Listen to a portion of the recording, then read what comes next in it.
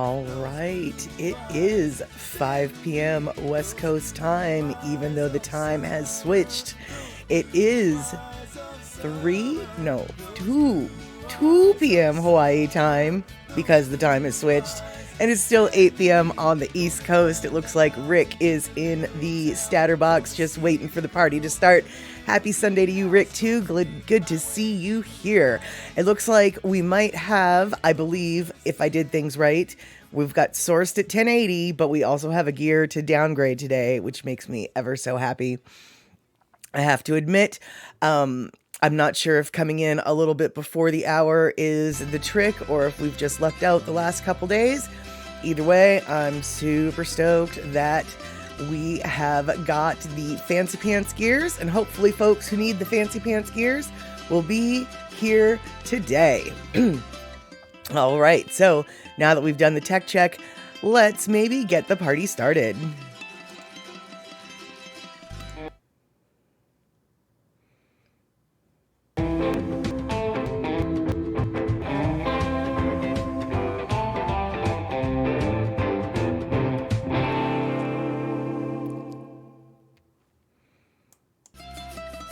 All right then, I'm not sure why it got so wonky there with the beginning, but you know, you can only do so much when you only know so much, and I only know so much right now.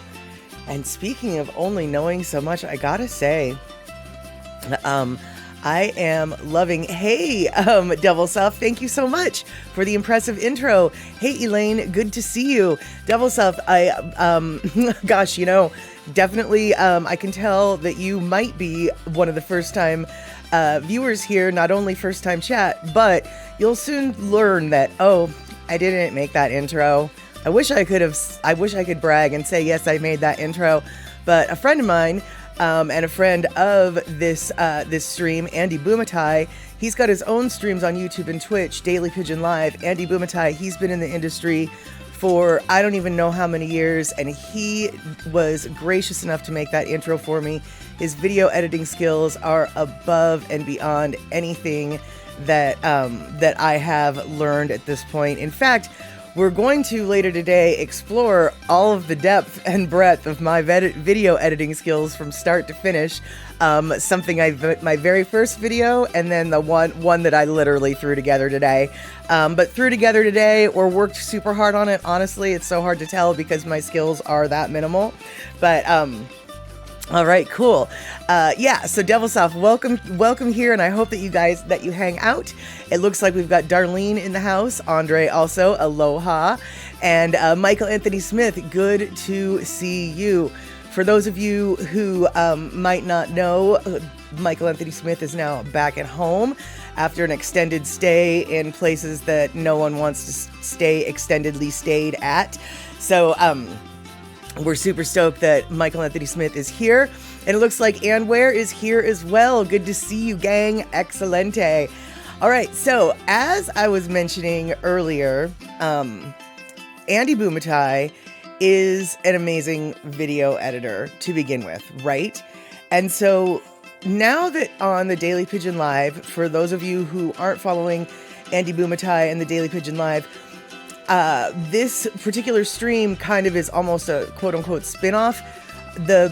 Much of the audience here, Devil Stuff, have come from Andy Bumatai, so we make reference to this stream a lot. And if you're interested in Hawaii, or comedy, or, a lot of Hawaii content, then Andy Bumatai is definitely somebody to check out. But, as I was saying, he already has amazing videos, right? So then he goes and he upgrades and gets a 360 camera. So for those who haven't experienced Andy's 360 videos yet, you literally, when you watch them, can either move your phone in any direction. It's like virtual reality, basically. He does them on his motorcycle, so it feels like you're on the back of his motorcycle flying, which is amazing. But now he's got a one wheel that he's cruising through places and stuff with. And Andre, thank you so much for the 300 biddies. That is so awesome. Thank you so much. And so not only does he have the 360 video upping his game, he's got the one wheel plus the 360, which lets him go any place and every place. And so I'm sitting here making unfair comparisons to myself, to him. There's no two ways about it. Super unfair comparisons. But I'm looking at this content that he's giving, and it's just like, oh gosh, I feel subpar is really what it is. And so, I was feeling a little down, and what with, tax season being what it is, I'm a little bit, overwhelmed and spinning my wheels or spinning my one wheel. Actually, no, I don't have a one wheel. And just not really sure which direction I need to focus on. And I feel like I'm not getting much done. And so I was kind of feeling like a little bit of a Pinterest fail, basically. But it looks like, Darlene, you don't feel that way. I'm so glad. And I've been trying to tell myself that little things are, getting better. And so I'm going to prove that to myself later on in a moment. But before that, I want to say goodnight to Michael Anthony Smith. You've had a rough week. And if you have to work tomorrow, you've got to get up at dark 30. So it is way past your bedtime. And besides that, isn't it everybody's bedtime yet? I mean, today, when you spring forward, you're just miserable. Now, when you fall back, oh, well, that's my that's my jam. You mean I got an extra hour of sleep? No problem. This is great. Let's do this every time. But it doesn't work that way. No. And Andre, thank you so much for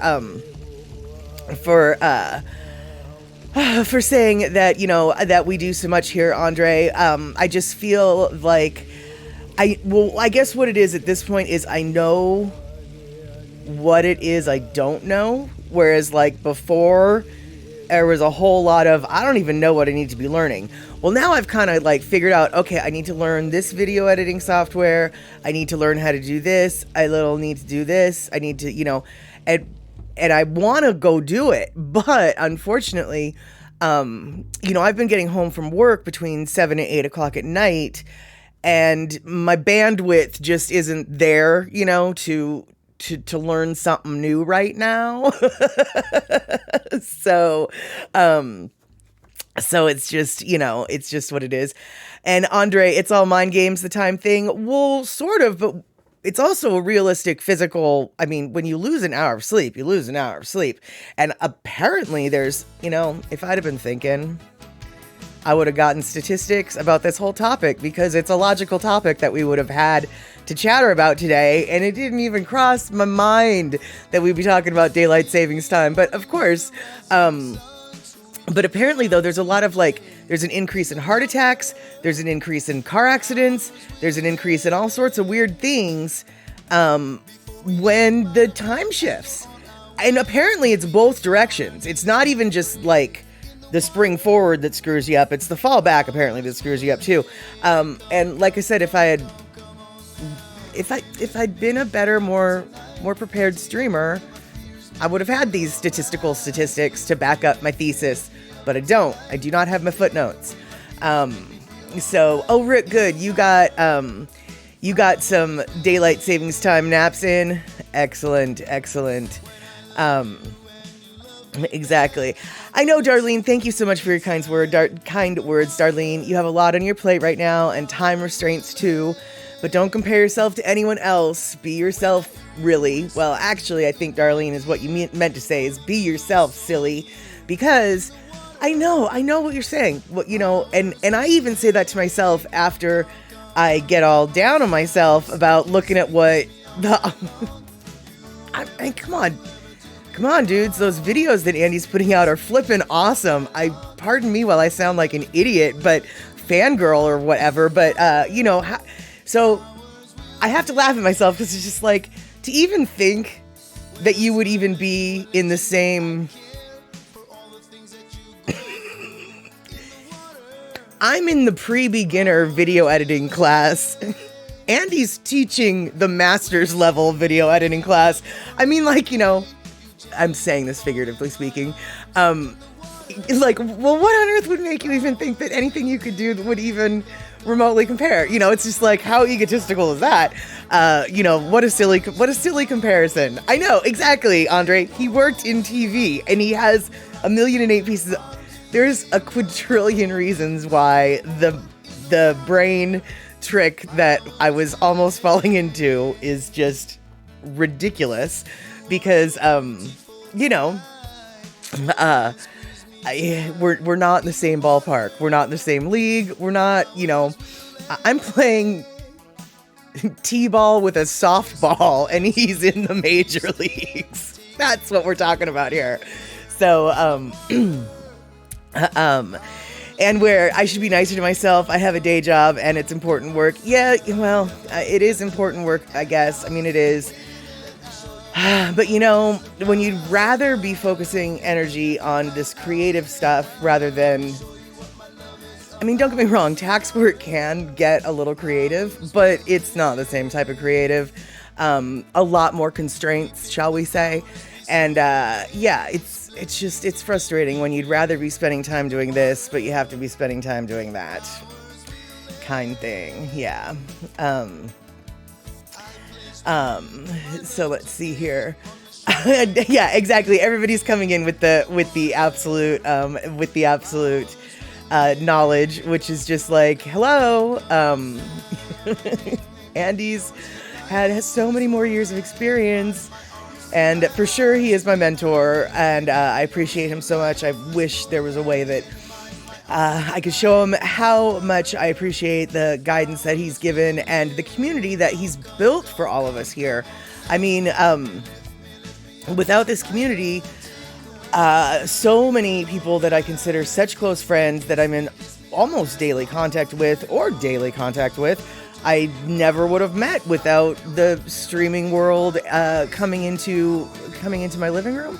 And I think that all of us here at the Statterbox crew situation sort of have that, even if we didn't necessarily meet through Andy Boomatai's stream, just the fact that we understand community can be felt and built and felt so strongly across the interwebs. And, you know, even though you've never necessarily physically been in the same room with somebody, you can actually, you recognize the way they type. You can almost hear their voice in your head, or at least the voice that you've concocted for them. I don't know, you know, it's just, I just think it's phenomenal that, that we've opened ourselves up to this, because not everybody, you know, here's the deal. And this is where we're a little bit, we're getting, you know, we were smarmy, now we're silly. Here's the deal, you guys. We're on Twitch, and Twitch is like not made for people like us, right? I mean, it's not really, we're part of the cutting edge community of like, well, sorry kids, the old folks are coming to Twitch. I mean, really, not very many people over the age of 30 actually even know or understand what the heck Twitch is. I've been so surprised at how many people that are even younger than me who I've just like, oh yeah, you know, I do Twitch. And they're like, do you mean Twitter? You know, and then their kid looks at them horrified. It's so funny. I mean, honestly, and I've said this before, if you want instant street cred with someone who's like, you know, your young nieces and nephews or whatever, it's just like, I have a Twitch account. I totally know what Twitch is all about. I mean, because lots of grown-ups don't. And for the most part, not everybody here who's here, but for the most part, everybody who's here, you're a bona fide grown-up. I don't mean to like break it to you. And if it's the first time you're hearing this, I'm sorry to be the one to tell you this, to be the bearer of bad news, but you're a grown-up now. And, you know, the kids, they're so young.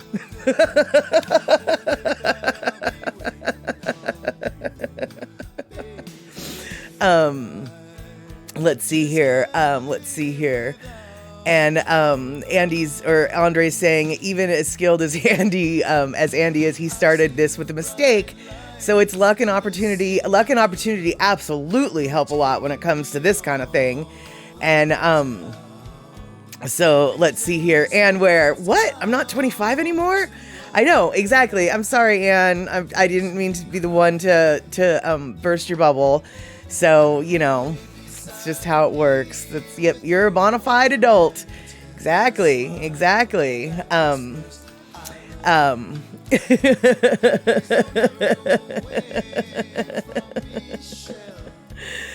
Yeah, that's true, Rick. Then those kids want to know your Twitch game. Yeah, and chat isn't it for them. That's true.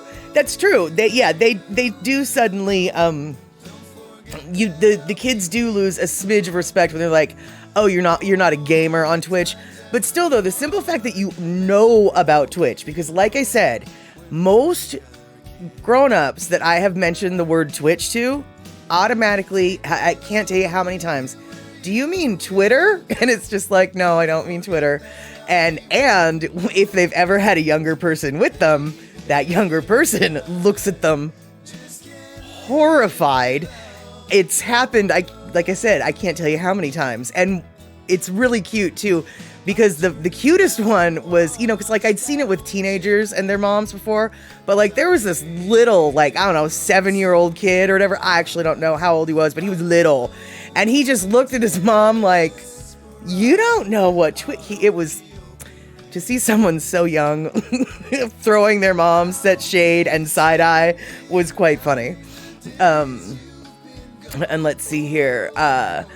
Andre, you love video games, but don't like playing video games with online people. You play video games to get away from people. Yeah. A lot of kids are into Minecraft, and what's that other one? Fortnite seem to be the two big ones. I know nothing about nothing, but Minecraft's been popular for flippin' ever. I mean, like, I remember hearing about kids playing that. Well, long before I ever knew what Twitch was. That's for darn sure. That is for darn sure. All right, so what I'm gonna do, and thanks to you guys, what am I trying to say? Thanks to you guys helping boost the spirits of Mad Statter, as it were. What we're going to do is we're going to watch the very first video that I created for this stream. And then we're going to point and laugh at it. And then we're going to watch a little video I did today for for two reasons. One, there's a topic I want to talk about, and two, just to show myself, look, maybe you got a little bit better, just maybe a little bit. And Andre, thank you so much for the 300 biddies. Hey, Vanilla Coke Pepsi, I don't know what different career paths you were looking at, but I'm very curious what is on your optional plate. But right now, we are going to check out what I considered my masterpiece.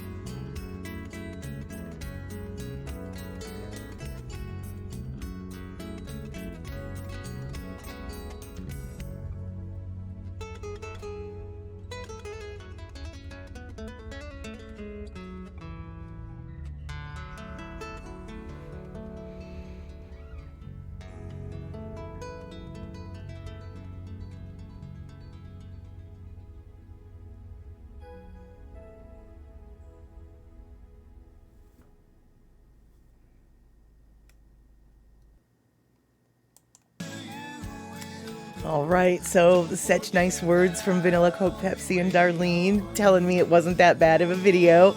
Yeah, it wasn't, I mean, not so bad. That's the neighborhood I grew up in, and the parking lot, or part of the parking lot of the elementary school that I went to elementary school with. But at the time, I was videoing with my cell phone, a different cell phone, but still pretty okay video actually. But I was hanging it, if you guys remember, or I don't really know if you ever knew, but I had a little like a little miniature tripod that has like the little circular knobbies that allow you to like bend the legs into almost any shape. Well, I had that upside down, basically clamped around the three legs, clamped around my rear view mirror. So the camera was actually hanging. So that causes a couple different problems. First off, it caused us to be able to see the dirty hood of my car. But then also, as I'm sure you noticed at the end of the video, there was a little bit of a cattywampus, kerfunkle, whatever. And so now that I have technology and not technology, but basically the infrastructure, I have a better clamp for my camera. Now things are looking a little bit better when I do that. So, and then also, Andre, you were saying that it looks like Twilight. Actually, no, I think this was taken in mid-September of last year, and it was probably like 3 o'clock in the afternoon. So we still had easily, 5 or 6 hours worth of daylight left. So, no, it was just cloudy. And so, by the way, Thomas the Turtle, I don't think I said hello when you came on in. Thank you so much for hanging out.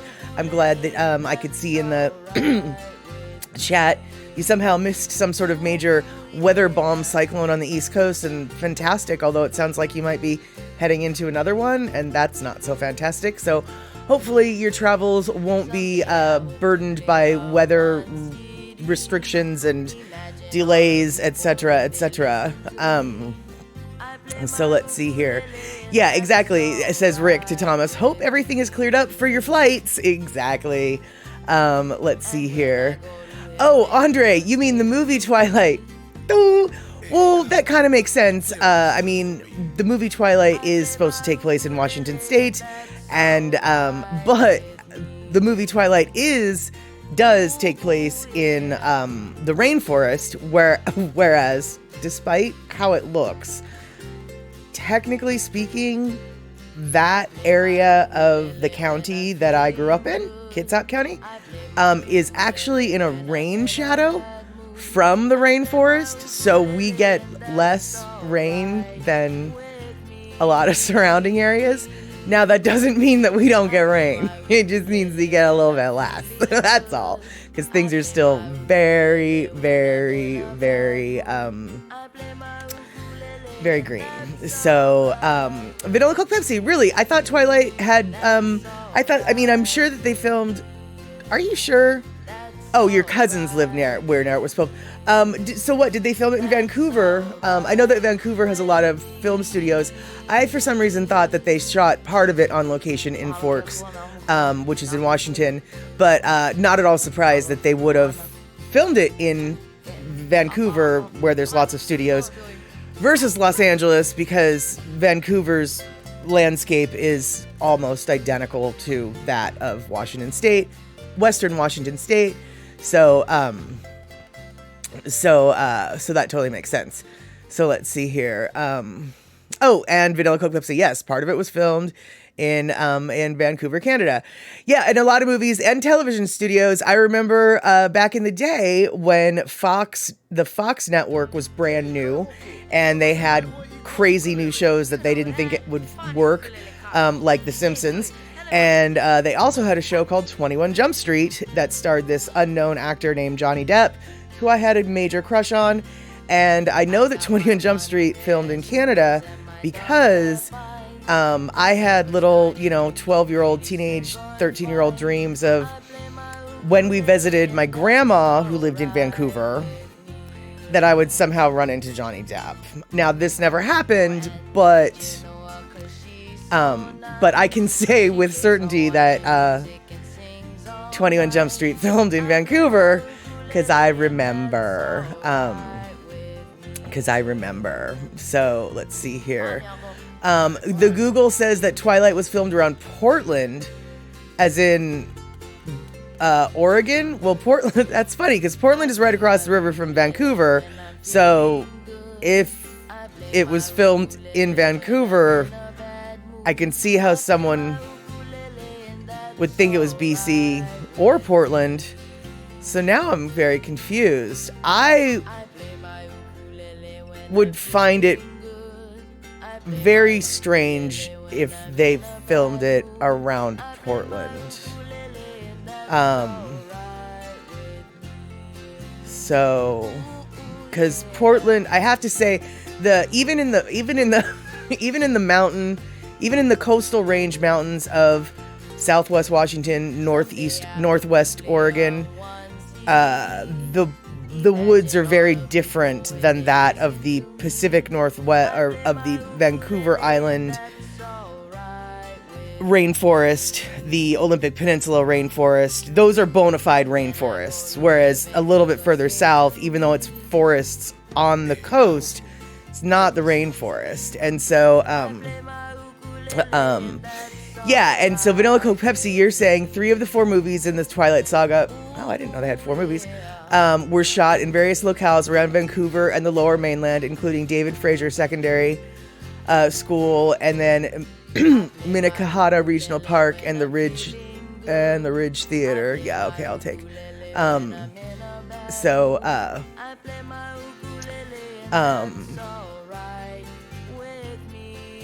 Let's see here. Oh, okay. So so filming in the town scenes, which very much was not Forks in the movie, I can tell you that much. Forks isn't really a town. I mean, it's a town, but it's more like a wide spot in the road in the middle of the woods. Like there's, gas stations and stuff, but it's not like it's not what you typically think of as a town. So, so let's see here. And then, wow, interesting. So the school building referred to as Forks High School in the film was actually Kalama High in Kalama, Washington. The cafeteria scenes were Port Madison High in Portland, Oregon. Interesting. So it sounds like they went everywhere to... Weird that they filmed that everywhere. I'm not at all surprised, actually, that they chose Kalama High. I had a college roommate, a college friend who was from Kalama, and Kalama is an oddly cute old industrial logging town on the river, and their school is actually kind of cute. So Rick, you never saw the Twilight movies, but you remember watching Abbott and Costello meet Dracula. That's funny.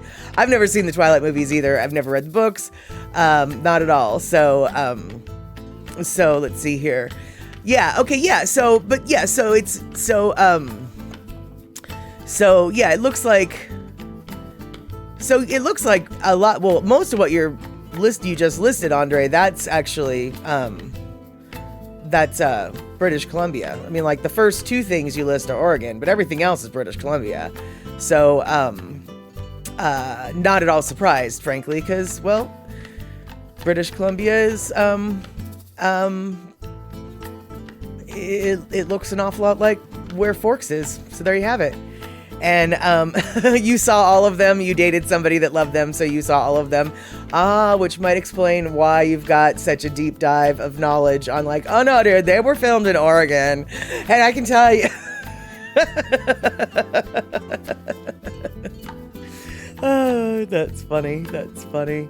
So, oh nice, Vanilla Coke Pepsi. It's March break in Ontario, so you get 9 days off. I think the school district in my area had their little break about a week ago. I noticed that on a school sign as I was driving by it, and I thought to myself, oh, that's why the traffic has been so good this last week. But then I realized, oh, that's why the traffic's gonna just be crummy this week. That sucks. Oh, that's right, Andre. I remember you mentioned that your friend, that's right. Your ex, she passed away, but in memorial, everybody got together and watched the Twilight movies, which were her favorite. That is super awesome. That is wonderful. Yeah, so let's see here. Okay, so Darlene, you're here. This is, Vanilla Coke Pepsi, that's so cute. Your school is requiring you into doing career research. In Ontario, there's a required careers class that you need to take to decide what you're going to do in the future. I have to wonder, like, how many students end up doing what they picked in careers class? That's interesting. It's interesting. I have to wonder, just like, how does that work? Does that work? But anyway, back to what I was going to say. All right. So many moons ago, there is, Vanilla Coke Pepsi. Okay, hold on. We're going to go back to Vanilla Coke Pepsi for a sec. Vanilla Coke Pepsi, you have no clue, but there's a huge amount of pressure to know what you want to do at your age. Oh, I know. And I don't know if you're familiar with this band at all, or if you can stand them at all, or if you like them or tolerate them, but there's a band from my era called Green Day. Now, I'm sure you've probably heard of them, but if you haven't, there's a band called Green Day. And they wrote a song when they were like 16, 17, 18, because they've been a band since forever, right? I mean, they've been a band since they were teenagers together. So seriously, dude, they wrote a song when they were basically your age, whose lyrics go something like this. All I know is that I don't know nothing. All I know is that I don't know nothing. We get taught that we're supposed to decide, just like as if I'm not gonna change my mind, 'cause all I know is that I don't know. All I know is that I don't know nothing. It's a great song. It encapsulates exactly what you're going through. And I wish I could remember what album it's off of, but all I know is that I don't know. All I know is that I don't know nothing. We get taught that we're supposed to decide, just like as if I'm not going to change my mind. I mean, right there. How is that not the most perfect high school anthem for people your age? It resonates through the ages. It resonates. Oh, I see. I have a round of applause. Yes, brava, brava. All I know is that I don't know nothing, and you can quote me on that. Let's see here. Vanilla Coke Pepsi. Well, the next 2 years, 11 and 12, decide what you can take in university and college. So, no, I'm not going to bring up Blink 182. No, they don't have words of wisdom like all I know is that I don't know. All I know is that I don't know nothing. They don't have those words of wisdom. So, Vanilla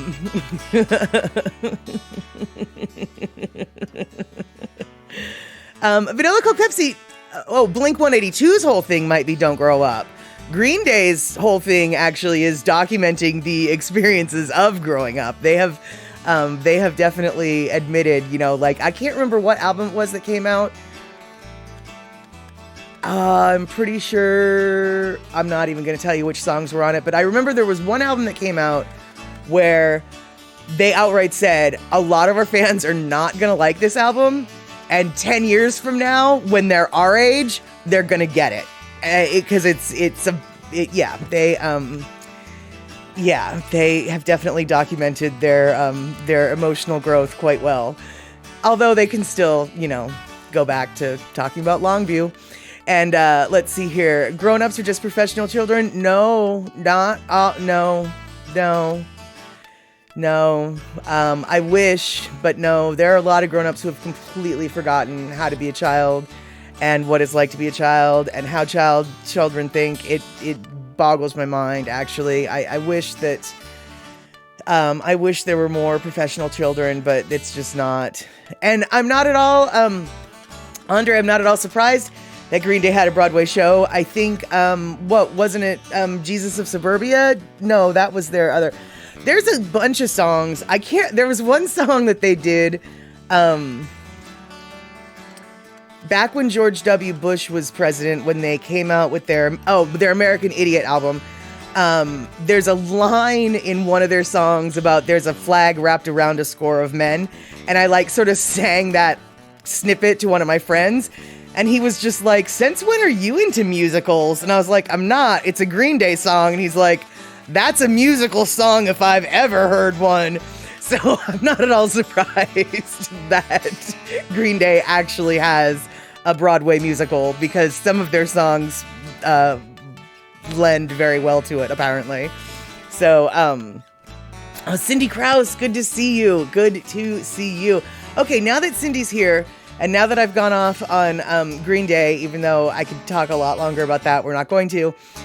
Well, maybe we are, in a weird way. Green Day, by the way, is a term that they used to when they were teenagers. That was their little slang, their code for smoking pot. So, how was today? Oh, today was a Green Day. That meant that they were stoned all day. So, speaking of being stoned all day, we have got what I call the weed district in my neighborhood. And today, I took a little trip through the weed district. Uh-oh.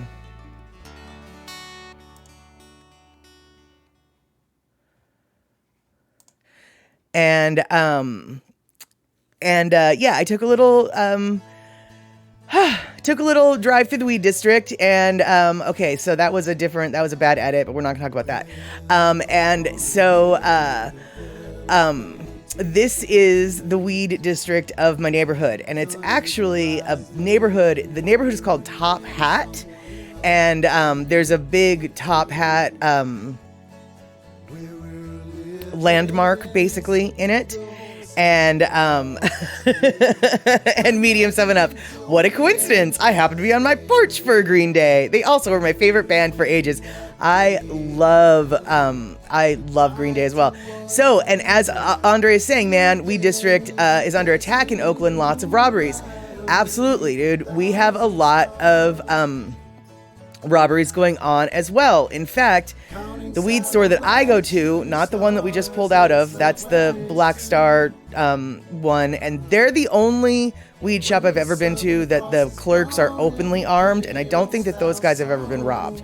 But up on the left, there's a pot shop called Nimbin, and they've been robbed. And then here's the little Top Hat that is the namesake of the neighborhood.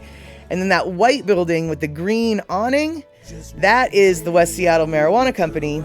That is the pot shop that I usually go to.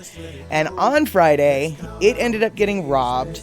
When I got there, the cops were all out front, and I was like, that doesn't look like a good thing. And the door was locked, and so, oops. And then later on the news, I saw that they were robbed.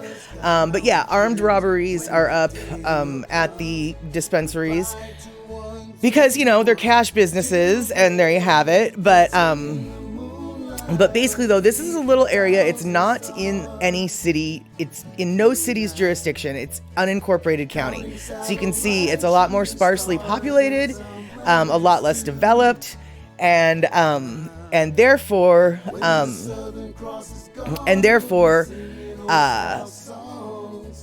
there was no overseeing bodies to say, hey, is it a good idea to have 3 weed stores within 3 blocks of each other? And the answer apparently is yes, it's a great idea, because here's Nimbin on the right now, and before Nimbin, I don't know if you guys saw, there's a little place called Axe Kickers, and it's an axe throwing place that's super awesome. But basically, that was the little weed loop in my neighborhood, and if you go further down this road by a mile, you'll end up at my house, but we didn't go to my house, so there you go. And so that's the weed district in in the Burien, West Seattle, White Center area. And that video was taken today. And as you can see, there's no hood of the car, no cocky wumpus angles. So I'm telling myself that my videoing has improved a little bit. Just a little bit, though. So let's see here. Oh, hey, OG Sumo Vibe.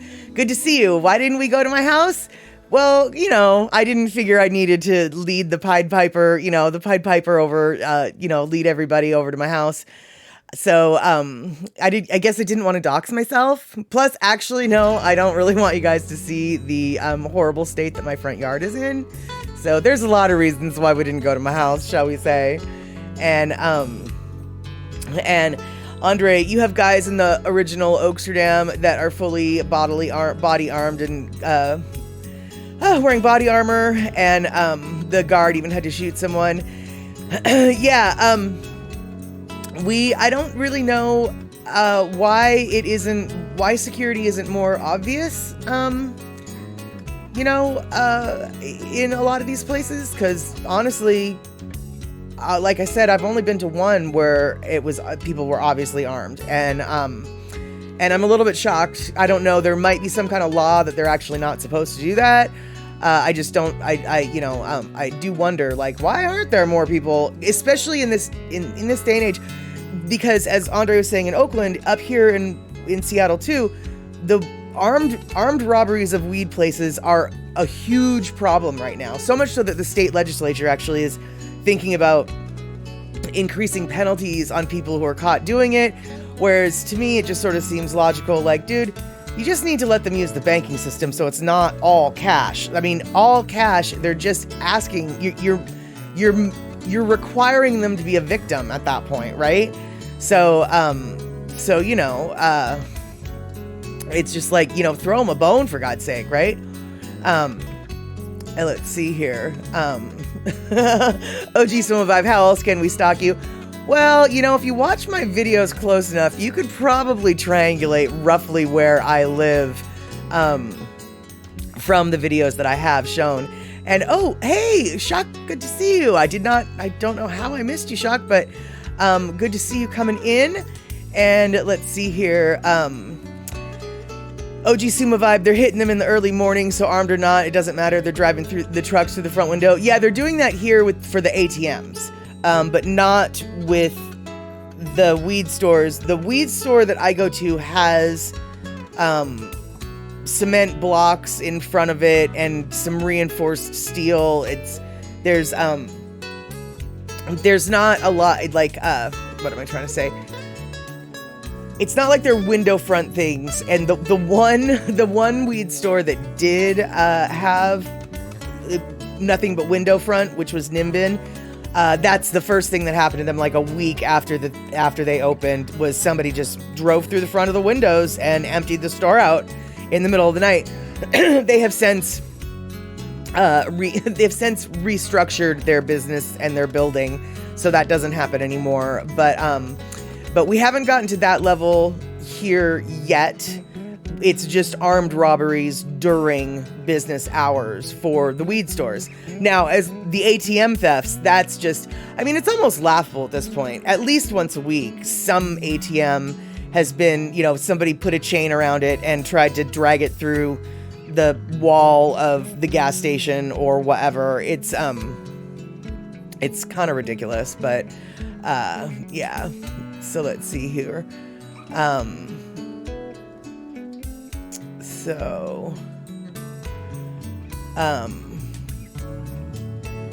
Oh yeah, Andre telling Vanilla, if you're gonna be a detective, gotta be a beat cop first. Yep, exactly. So let's see here. Yeah, Darlene, with the gas prices, I would imagine that gas siphoning is going on more now too. I haven't heard that in my area, but it seems logical, right? I mean, you've seen the price of gas these days, right? So, I would never do it because, because a lot of reasons I would never do that. I mean, I would, I guess, if I was totally in an emergency and I needed to get some gas into my car for whatever. But, you know, as far as like, I mean, as far as crimes go, that's a fairly easy one to commit, all things considered. And I just don't see the cost-benefit analysis working out. I mean, you've got to get gas in your mouth to do it. It's just gross. Like, no. Cindy Krause, do they succeed in taking the ATM? It's kind of a big target. Well, yes, sometimes they do. Now, whether or not they succeed in getting the money out, I have no idea. But yeah, the Walgreens a couple weeks ago in my town got their ATM drug out, like literally the front. Basically most of the front wall of the entryway of the store was completely torn out by the damage that was caused by the ATM being dragged out of the building. Because I guess what they did was they broke in the glass door, the door that was actually, you know, to get into it, and then fastened the ATM to the back of a truck, and then just pulled the ATM out. So, you know, the door got torn, the framing around the door, part of the wall that held the door, the whole nine. It just, you know, yeah. And oh, Rick, they have better technology. Siphoning gas is old school. Nowadays, they drill a hole in the gas tank and drain it. Right. See, and would rather do it that. I mean, I wouldn't rather just not. But if I was going to steal gas, I guess I'd rather do it that way. Yeah. It didn't even see. I didn't. Yeah. Okay. All right.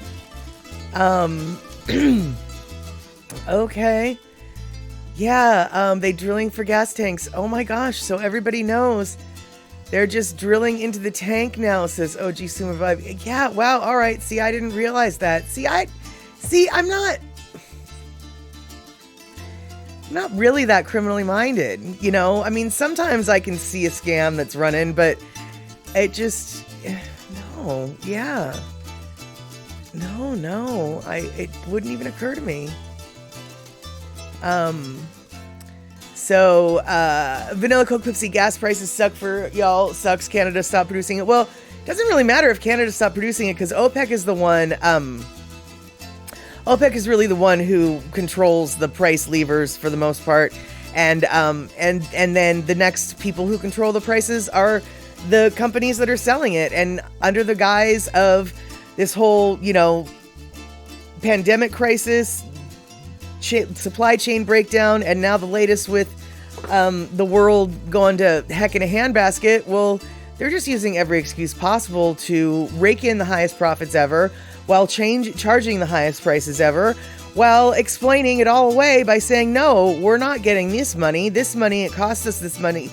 They're basically lying to our face, saying, yeah, this isn't profit for us, everything's more expensive because of all this other stuff.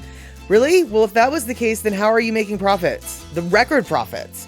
So Canada not producing gas has very little to do with what gas prices are doing right now. It has everything to do with greed right now. But that's just me being on a soapbox. There we go. Yeah.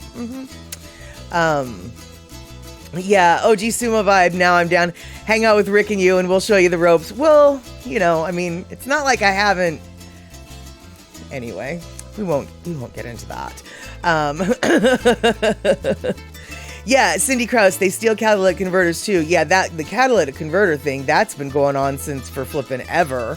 It seems like, and that's a problem nationwide at this point.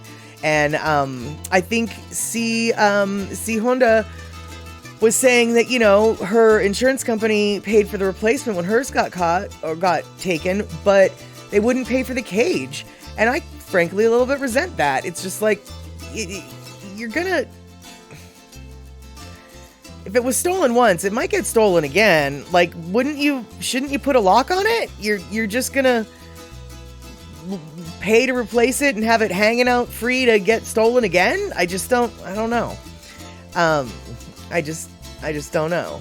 So, So let's see here. Not like I haven't siphoned beer from Aussie concerts. We know. Well, it wasn't a case of siphoning beer then, my friend. It was just purely a case of like, I know that twisting off the little handle from a tap doesn't disconnect the tap, just makes it a little bit more difficult for the tap to be pulled.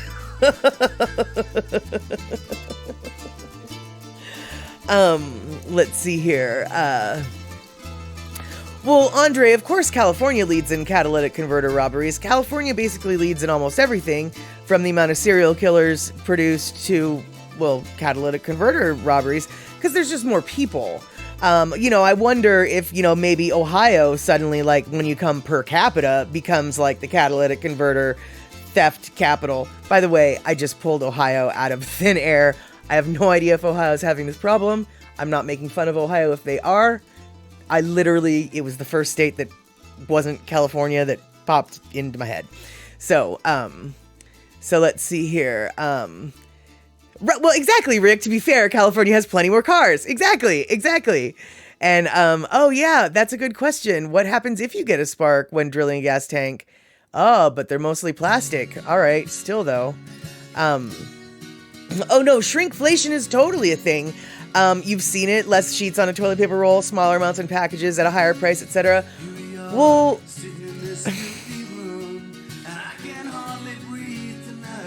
okay.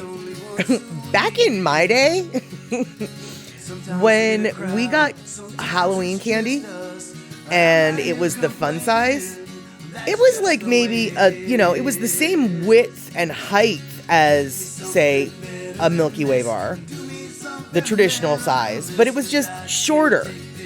Well, now the fun size is like as tall and wide as a little pinky practice, like a Twix, even though it's a Milky Way.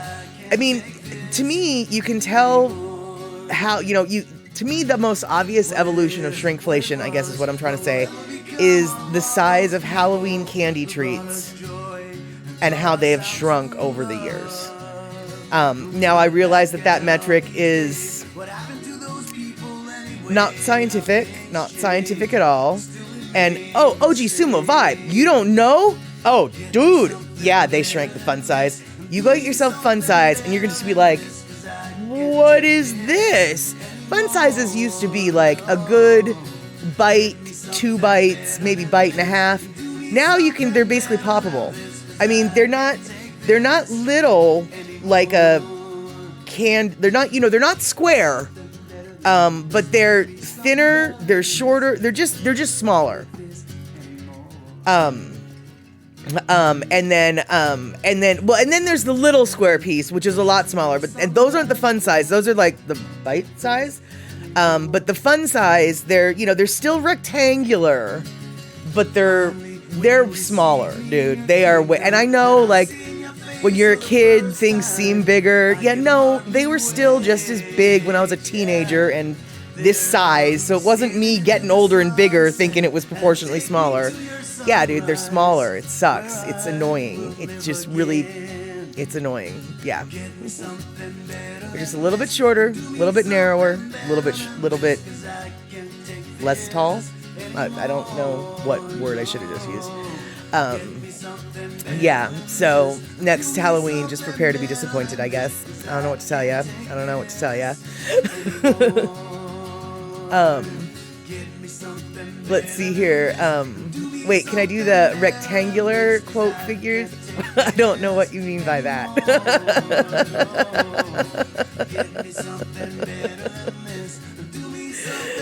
But, I don't even remember what I said, OG Sumo, so I cannot do that. Yeah, exactly. It's my fun size soapbox, and I'm standing on it. And it's a tiny little soapbox because the fun size just got tinier and tinier. Let's see here. Andre, scary thing is Alaska has a higher per capita serial killer rate than California. I know they do, which was actually why I mentioned that as far as serial killers go, because on one of my streams many moons ago, I did ponder who had the most serial killers. And then Rick, I think, pointed out, well, it all depends on how you ask the question. And we then we then mutually learned that California, of course, has the most. But somehow, unsurprisingly, per capita, Alaska has the most serial killers. And I don't know why that doesn't surprise me, but it doesn't. It doesn't surprise me at all. Nope. Alaska has the highest per capita crime rate in general. Well, that actually doesn't surprise me either for a couple different reasons. First off, half their winter is under cover of the darkness of night all the time. So, you know, it's dark a lot. But actually, though, I'm not really that surprised because, I mean, even if they had enough police people for all the people are so far apart. I mean, how do you adequately patrol and keep safe people who are so widespread and wide out? I mean, I remember when I was growing up in Kitsap County, we were in a part of the county that was just getting developed. And, you know, this was in the 70s, and it was very common to, you know, call 911, and they're like, yeah, it'll be 45 minutes. You know, and this isn't like we were in the middle of the woods, you know, but there's only so many resources that are so close. And, you know, it's like, yeah, there's 2 sheriffs on patrol right now, and one of them's in Bainbridge Island, which is an hour away, and one of them's in Port Orchard, which is 45 minutes away. We're going to grab the one that's 45 minutes away instead of an hour away for you. There you go. Let's see here. And Andre, okay, so you're saying they also has the lowest per capita of level of cops too. Well, doesn't really surprise me. I mean, there's only so much they can do, right? Let's see here. And yeah, criminals do love going to Alaska to hide out. You know what else I've been told? I had a friend who grew up in the Mormon church, and apparently, like, it's really common for skeezy individuals to kind of infiltrate into the church life and, like, kind of get lost in the Mormon community if they're trying to hide out from other things. Because I guess, I don't know why, but apparently it's not uncommon for close-knit Mormon communities to find out, like, oh, that new guy, you know, he got taken away by the cops because, you know, they were looking from, you know, he's from Wyoming, actually. He wasn't from Utah, he was from Wyoming, and they were looking for him. So, let's see here. Well, and then there's that. I guess maybe that's it, Andre. Mormons don't snitch on other Mormons. But it's not even a case of the Mormons knowing anything to snitch. It's, you know, it's that they just... I mean, they didn't necessarily know about John's past. But they, I guess, were naive enough not to ask questions or something. I just don't know. So let's see, your skeezy is greater than skeevy or sleazy. I would say yes. I would agree with your language definitions there, OG Sumo Vibe. I would agree with that.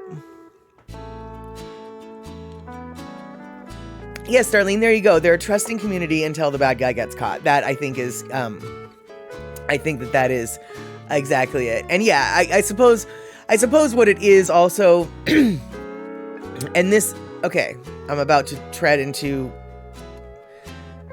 if there's anyone here of the Latter-day Saints faith that is currently a part of the church or used to be part of the church, please understand what I'm about to say. I'm not trying to paint the mainstream branch of the church with this brush, but a lot of fundamentalist Mormons, a lot of fundamentalists, a lot of things, not just Mormons, a lot of different flavors of Protestants, not just Mormons, but we are talking about Mormons right now.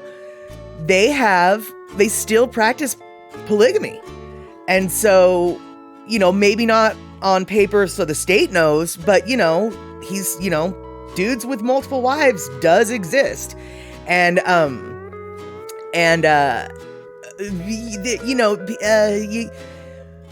people know to keep that on the down low. There's a culture of an accepted level of secrecy amongst a lot of super religious organizations, the more fundamental, the more so, I think. And so,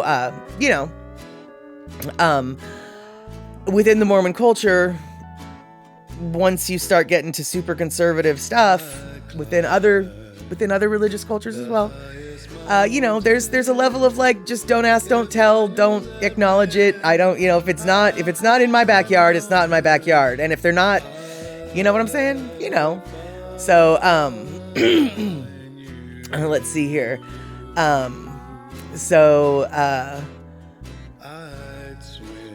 Let's see. Remember when the outlaw Mormon tried to get welfare to pay for his multiple kids? I don't remember which.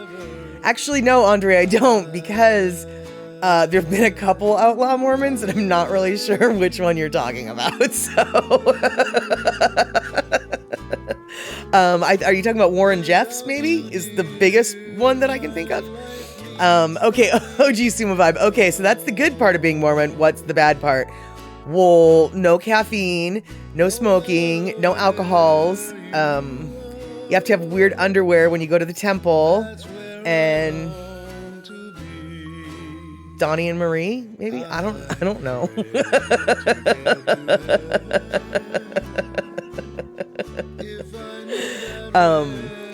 What's an outlaw Mormon? An outlaw Mormon actually would be like Warren Jeffs. So the Church of the Latter-day Saints, that's the LDS, that's the mainstream Mormon church. But if you're RLDS, which I don't remember what the R stands for, but it's like old school. RLDS is actually banned, like the Mormon church considers them outlaws of that church. They are not part of the Latter-day Saints. Oh, RLDS. I think it's Reformed Latter-day Saints. And even though it's Reformed, it's actually backwards, because when Utah basically told the Mormon church, you cannot be polygamous anymore. You cannot. And the church finally was like, fine. Well, a good chunk of the church was like, no, not fine. No, not fine at all. We're going to reform the LDS church and bring it back to the old ways. And so the RLDS, those are the people like Warren Jeffs who have who you can find them a lot in like Arizona or in Idaho, because they fled just to the borders of outside the borders of Utah, and they still continue with polygamous families. And the fact of the matter is, there are still people in LDS community who have family members who are RLDS, and so there's the they just don't talk about it. Is what is what that is. And OG Super Vibe, you've never heard of the magic underwear that the Mormons have to wear in the temple?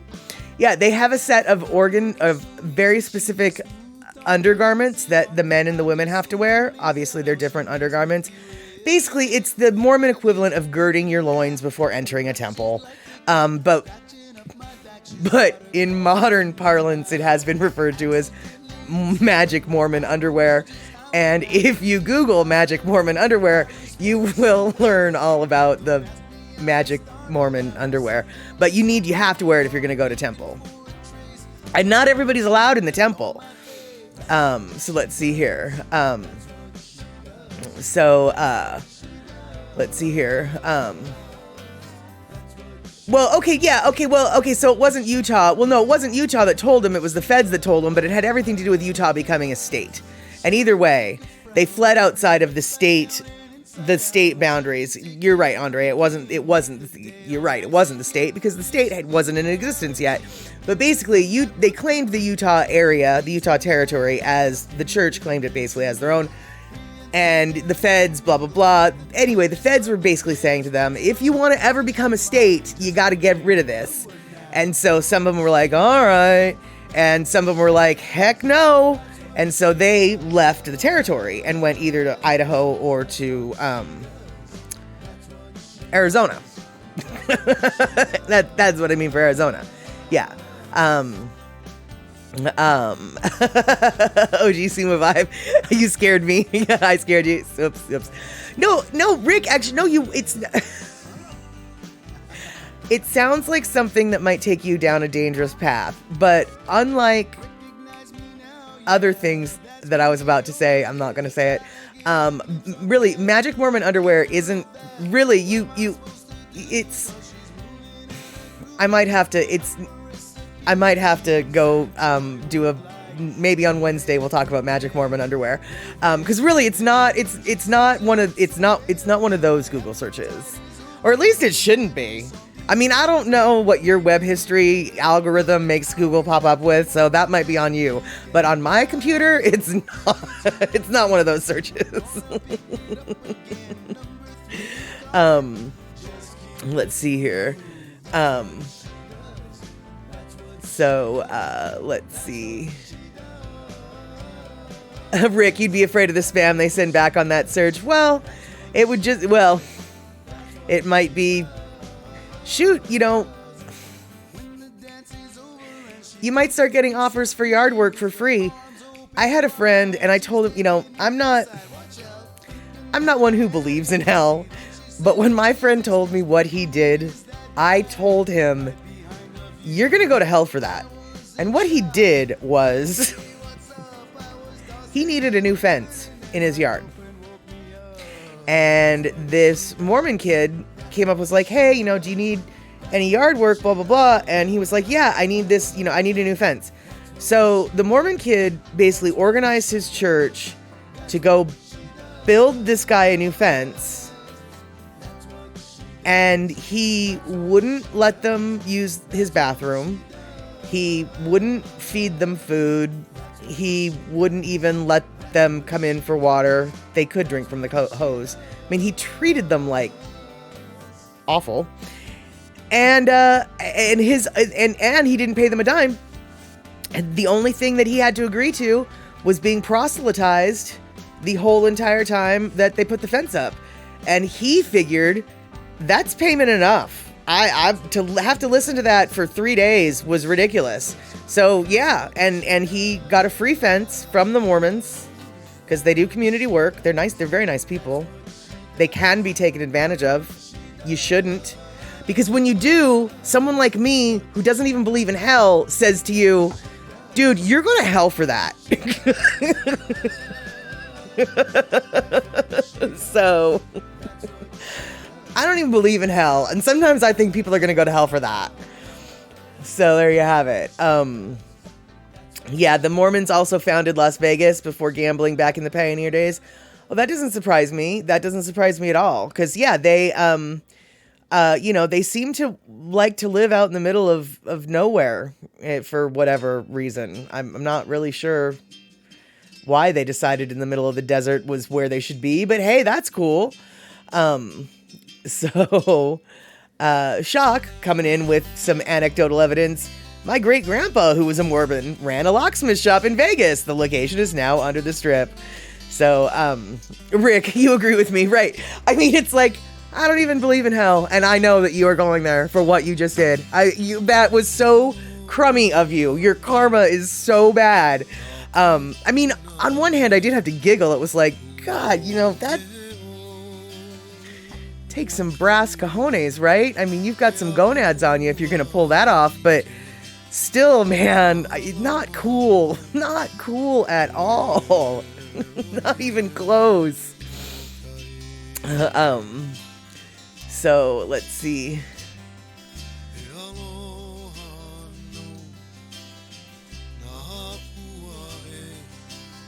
Oh, okay, Andre. When they settled in cities, outsiders killed them.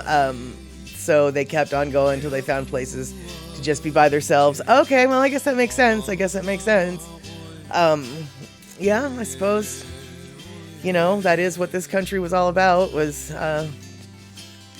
doing your own thing religiously, religious freedom, as it were. Still, though, I mean, I'm really fond of things like water. And, Salt Lake City, Las Vegas, not really a lot of water. Just me, though. let's see here. OG Suma Vibe, I don't know, a free fence for yard work for months of hook up with a hot girl in your city now, emails in your spam folder. Sign you up for that. Well, I mean, as long as it goes to your spam folder, right? You don't have to deal with it. Rick, yeah, the same class as fake GoFundMe scams. Yeah, that is definitely not, especially the ones that are like medical, like that just crosses a line. That just crosses a line. Another thing that really pisses me off, honestly, and I mean, I'm not even religious, so why do I even care? But like Tammy Faye Baker, or those, what's that guy who like said that God wants him to have a new jet or whatever? Like all of these people who are getting so rich off of their followers, these preachers, these pastors, these ministers that just are doing nothing but raking in the bucks, and literally like have, like their private jet needs a private jet, type of thing. I feel like there's a special place in hell for those people too. I just don't, you're just not, you're scamming people. And I don't know. Well, right, exactly, Darlene. That's exactly it. They're not religious at all. Precisely. That's what I'm saying is, it's, I guess what it is like, look, man, some people have deeply held religious faiths, and you're taking advantage of that faith and trust in order to benefit yourself, which is just the worst kind of scam to me. I mean, and like I said, I'm not even religious, but to take advantage of someone based on their religion like that is just, oh God, it's so abhorrent. It just makes me very angry. Yeah.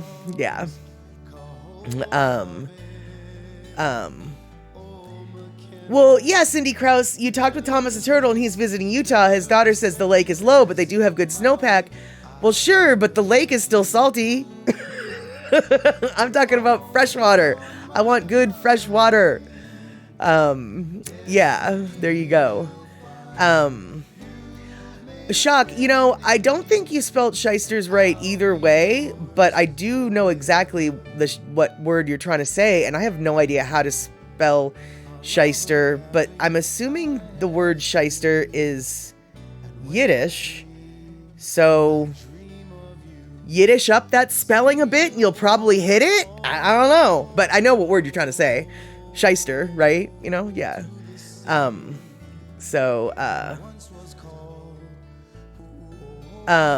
Sumo Vibe, let's take this conversation about Mormons to the next Daily Pigeon Live so we can just see Andy do to his face. Yeah, I'm definitely crossing a few lines, I suppose. But here's the deal. I'm not harshing on Mormons at all, other than like, I would have moved where there was water, and then like, the RLDS is what the RLDS is, and the LDS is not.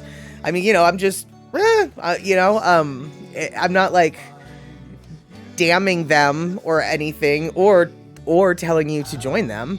So, but yeah, I know exactly. We definitely tiptoe a little bit over the boundaries some here with the chatter. But if somebody did come in here proselytizing, I probably would shut them down. On the other hand, if somebody went after them talking about how stupid they were for proselytizing, I would probably shut them down as well. Because, there's no need to get any more rude than what we already have, and we already have the most rudeness of rudeness, and I think you know what I'm going to do right now. We've got the Nelson haha, and so, if Nelson haha, there we go. No Mormon bots in the channel. Excellent. Rick and Shock are keeping me safe from the Mormon bots. So let's see here. OG Sumo Vibe, you were a ringer on the Mormon ward basketball, softball, and volleyball teams for years growing up. Oh, did you grow up Mormon? Because I know that the Mormon church is a huge influence in the Pacific Islands. And yeah, you would be. What? You're like 6'1" or something? You'd totally be like, coming in, making baskets, etc. Oh, okay. No. Well, I wasn't sure. I mean, you never know who might be a Mo or who might have grown up as a Mo. I said that once, at a roller derby tournament, to this one guy who had grown up Mormon. And I was like, oh, I had no idea that you were a Mo. And then this other person, they were like, oh my God, you're gay? She says to the dude. And he's like, no. And he's like, well, she just called you a Mo. And I was like, no, not a homo. I was like a Moman. And she's like, oh, whenever I hear Mo, I think homo. So I have to sometimes be careful when I use the term Mo, because some people think of it as homo. Some people think of it as Mormon. And by the way, it's said both ways with love and honor. And it's not meant as a derogatory term. It's just meant as a joking description between friends. Don't randomly throw those terms out to people you don't already know. Probably not safe language to use. Not gonna lie. So, shock you couldn't play CYO softball after you turned 12 because you weren't confirmed. Ah, right. That kind of makes sense. Well, were you even going to CYO after you weren't confirmed? I thought CYO was kind of like what you did on the way to confirmation, and then after you got confirmed, you didn't have to go there anymore. Mo'i in Hawaiian is a good thing. Well, there you go. Then you could say that. You can say that in Hawaii, I guess. But let's see here.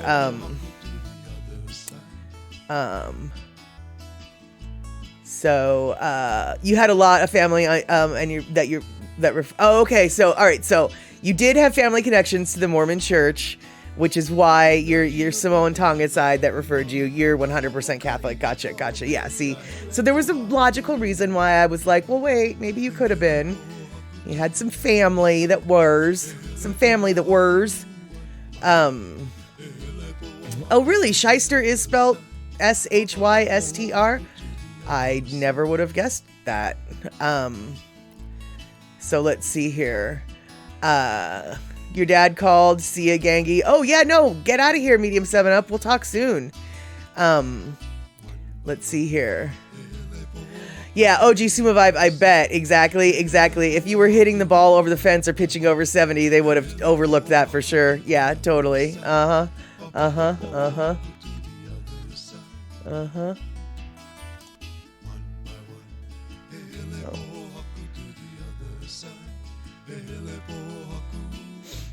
Let's see here. Oh, nice.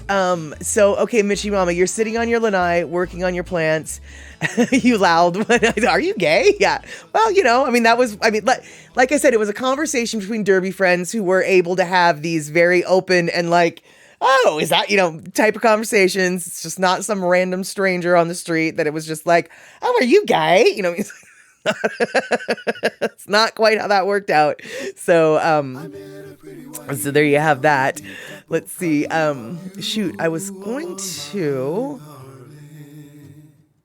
do something, but I cannot remember. So I guess I'm not going to.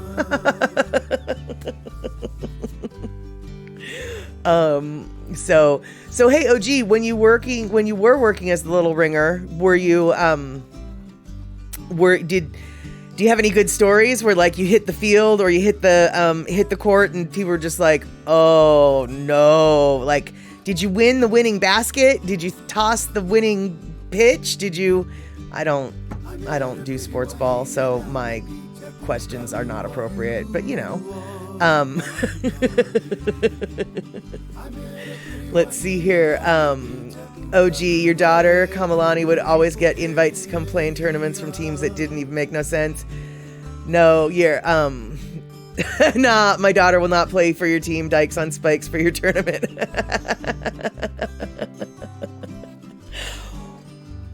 Well, okay, I can appreciate why you don't necessarily want your kid to be playing as a ringer. But, oh gee, you do realize that if a bunch of lesbians are doing some sort of sports tournament and they wanted your daughter, well, you know that means she was a really good player, right? I mean, like, that's kind of a compliment. You know, it's just, I'm sorry, man, but I've seen what lesbian softball teams can do. And, yeah, they can play balls. Oh my, they can play. So, you know, I mean, it's actually kind of a compliment to, you know, it's not like it was some, you know, losers and boozers team that was asking her to come play. That sounds like it's a really good team.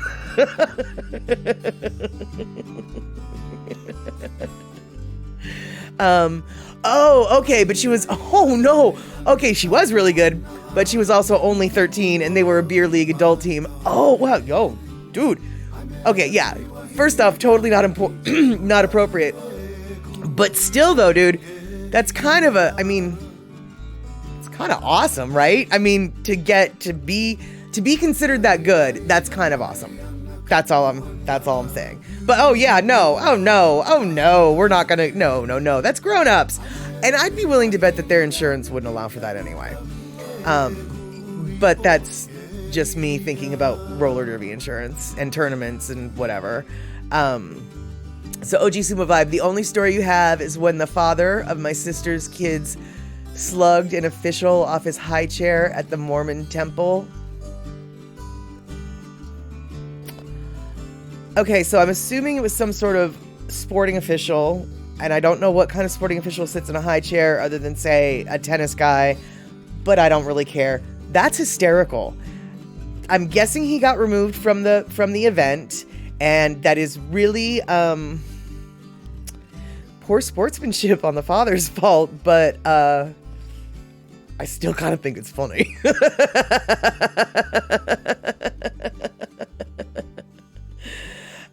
Yeah, see, okay, so she pitched high 70 at 13. Right, exactly. Of course they wanted her then. They could have gotten around it. She would have been known as Pat Smith all tournament. It was volleyball. Okay, gotcha. Yeah, I figured there was a nefarious way maybe to get around it, but still though, technically speaking, that just makes me really nervous. For when adults and minors and then insurance and then lying and then, yeah, that just... Well, I've been on the administrative side of tournaments before, you know, and it's a moot point. You didn't let her go. It doesn't matter. Okay, he called a net violation in a championship game until I came in with the Superman punch. All right then. Yikes. So, how high is this chair? Like, how do you... I mean, okay, so he was walked off the grounds but not arrested. The ref left in an ambulance. Yeah, I bet, because, I mean, if he fell off the chair, that there's a lot of... So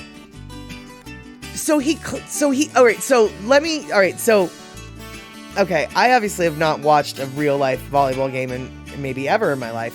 So, the guy is on... Oh, okay, so the ref is on a chair that's 8 to 10 feet high, and your brother-in-law jumped. See, I was going to ask, did he climb the chair? No. He jumped up, punched the dude so hard, the dude fell off of his chair, and then had to be taken away in an ambulance, obviously. Wow. That's an impressive athletic feat. To throw a punch so strongly while you're, I'm assuming, in the air still. So you're not planted. You don't have that. Wow. See, that... Did anyone get that on video? I mean, I guess maybe you want to destroy it for evidence, but I kind of would like to see how that was done. And yeah, exactly, Shock. He felt the aloha. Yeah, exactly. It was some Kung Fu Panda, yeah, flying tiger, dancing tiger, hidden dragon, or flying tiger, hidden, whatever. Yeah, that thing. Yeah, exactly. So Shock says you just have to be fast if you're making power while airborne. Okay, yeah, all right, I guess so. So yeah, that Tongan dude can jump high and punch fast.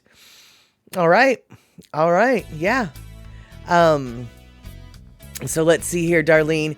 We had what I call volleyball queens. They all loved to play. Was in volleyball from about 4th grade through high school and into college.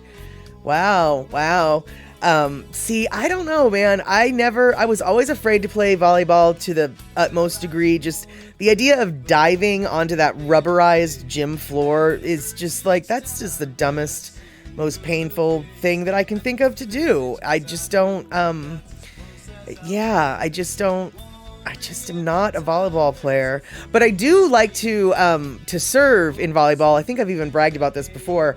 My serve is such a wonderfully strange and high arc that it always looks like it's not going to be in, but then it is. And so, I always score when I serve. So I feel like that's my skill for volleyball. But the problem is with volleyball, you have to change positions, and then you end up in the front line and you're supposed to like jump and stuff. I don't jump. And then you're supposed to dive and stuff. I don't dive. I mean, what are you? I don't, no. And let's see here. Shockalock, your gym floor is not rubberized and you slam it. I would rather slam a non-rubberized floor at all, because the rubberized floor doesn't do anything to soften your blow. It just does everything to grab your skin. So if you go sliding, it's gonna tear things. And I've had that happen, and it once bitten, twice shy. You don't, no. Let's see here. So, OG Sumo, no, you sub out when you rotate to the front, unless we're talking PE class. Well, that's basically the only time I've ever played volleyball. I didn't know that you could sub out. And so, maybe I would have liked volleyball better if I'd have known that. So, and Rick, and for all their volleyball games, I only got thrown out of one of those games. Good for you. My mom got thrown out of one of my soccer games once. And quite honestly, everyone was really surprised that she got thrown out that day, because I guess it was a ref that nobody had ever worked with before, and the ref just like, I don't know, didn't know my mom or something. And my mom was actually pretty mellow that day, but apparently the ref didn't think she was mellow, so she got kicked out. And everybody was like, that's really weird. Like, of all the days for her to get kicked out was the day that she was probably the most well-behaved. But, because, yeah, my mom was loud. Can you imagine? My mom was loud? That's weird. Hey, Picola T, what is the chatter? Well, the chatter is running 2 minutes late, so we're going to have to wind it up. But right now, we're talking about airborne punches that Tongans can throw. We're talking about volleyball. We're talking about rubberized gym floors. I don't remember what else we were talking about, but yeah, we're talking about volleyball basically. So let's see here. OG is telling me that if I was a server, okay, hold on. You are a server or striker specialist. Also, they get the giants in the game to play the net when the specialists rotate out. Oh, okay. I didn't know that they did that. I always thought that that you had to do that. Like I said, I never really played except for in gym. And oh yeah, Picola T, we were talking about weed too. We took a little drive through the weed district in my neighborhood. And and then before that, I was talking about how much my videos just suck in comparison to Andy's videos, because Andy's videos are like awesome. And then we pointed and laughed at me because for me to even consider myself in the same room as Andy's videos is just laughably egotistical. He's a master levels teacher of video editing, whereas I'm in the pre-beginners class of learning. So yeah, there you go. Let's see here. Terry, you spent some time in a padded cell once, but you're not sure about rubber floors. Rubber floors are grippy and they hurt your skin.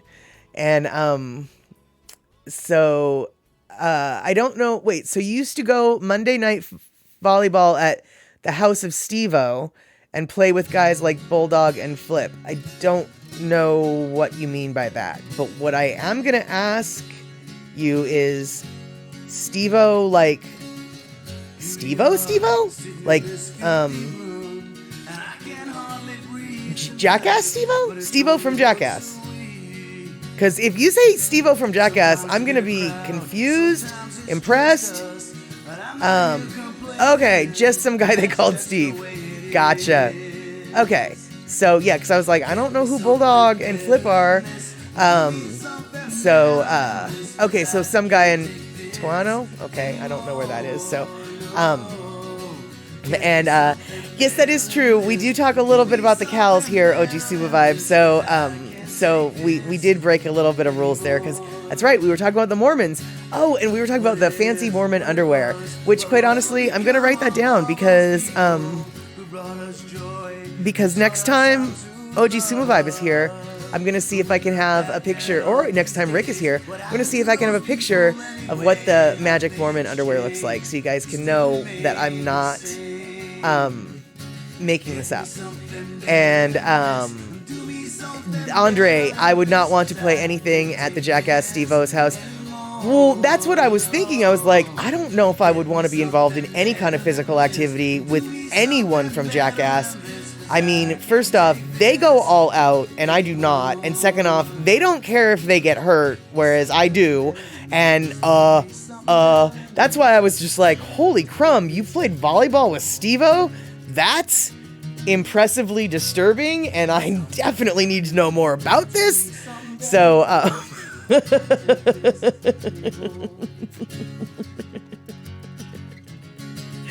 Terry in Scotland, you could do with some magic underwear, any underwear really. There we go. Oh, that's right. And we were talking about Green Day as well. God, we talked about, what do you know? We talked about a couple things today. And Rick just gave a gift sub to OG Sumo Vibe, which is wonderful. So I want to thank everyone who gave the subscriptions out, gave the biddies to everyone. Oh, wait, no. Cheered the biddies to the show, gave the subscriptions out, joined us today. I know that Andy had to take the day off because there was a little bit too much on his plate. Ironically, I was considering doing that too, but I decided not to. And I'm so happy that I didn't. So we got to hang out a little bit longer, or we got to hang out for just an hour and a half of the 3-hour tour today. And Andre, thank you so much for the biddies. And Shock is correct. This show is sponsored by Lono Music. And so go and check out Lono on his YouTube page, Kaupe'epe'e. Although if you don't know how to spell that, just YouTube search Lono Music. He'll be right there at the top of the search. And if you like what you hear on his channel and you want to purchase his albums, or if you just want to sing along, go check out Lono Music at lonomusic.com. He's got his albums for sale there, and he's got his chords and lyrics section where you can learn about the history of some of the songs, get English translations to some of the Hawaiian songs, have the words to the Hawaiian songs, and sometimes there's even notes with the songs to let you know where you can go for further history, research, or background on that song. So yes, we are POW already, Michi Mama, and I'm so glad you were here. I hope you were able to downgrade. We were sourcing from 1080 for the first time for Statter with Chatter today, but we did get the gear so everyone can get their download speed as needed. And yes, that is right. That is the time change, right? Michi Mama, Picola T. That's why all y'all are like, wait, it's done already? Yes, it is, because Andy is the one who decided he's going to go on a little bit earlier. So the 3-hour tour for everybody except for people in Hawaii and Arizona, everybody in the United States of America. I don't know whether or not other parts of the world do this daylight savings time thing or not, so I'm not speaking of them. But in the United States of America, Arizona and Hawaii, they're the weirdos when it comes to my schedule. 5 p.m. West Coast time, Chatter with Statter every Sunday and Wednesday. 6 p.m. West Coast time for Statterbox at the cinema. And all of this is on Twitch. So that is how that works. And oh, that's right. Pecola T, other parts of the world do daylight savings times on different dates. Weird, huh? Yeah, that is weird. And all right, I'm going to talk about this. Do you know why that is? The reason why that is, the United States used to be aligned with the worldwide daylight savings time shift, but back when Bush II and Cheney, his vice president, that Bush guy, were creating our country's energy policy, they actually changed out the daylight savings time dates for the United States in the name of using less energy. Statistically speaking, I believe that hasn't actually proven to work out that way, but that's what they decided to do. So we get to be on our own daylight savings time apart from the rest of the world, all in thanks to our energy policy that was set by the Bush-Cheney administration back in 2000. So yeah, there we go. Why do I know that? I just do. So, let's see here. Oh, shock. We once had to change time in Brazil on an emergency basis because of the election and parts of Brazil not being in the same time zone. Totally whack. But you did have to update a bunch of servers. Yep, there you go. How bizarre is that? All right. 300 biddies from Andre to close out the show. All right. 10 minutes over time. We're getting to be used to the overtime because Vala ow. And exactly, Pecola T, you can always count on me to know stuff that doesn't matter. And on that note, we're going to sign off, and I hope to see you next Wednesday for more talk about, things that doesn't matter. All right, then. Take care, y'all. Have a good one.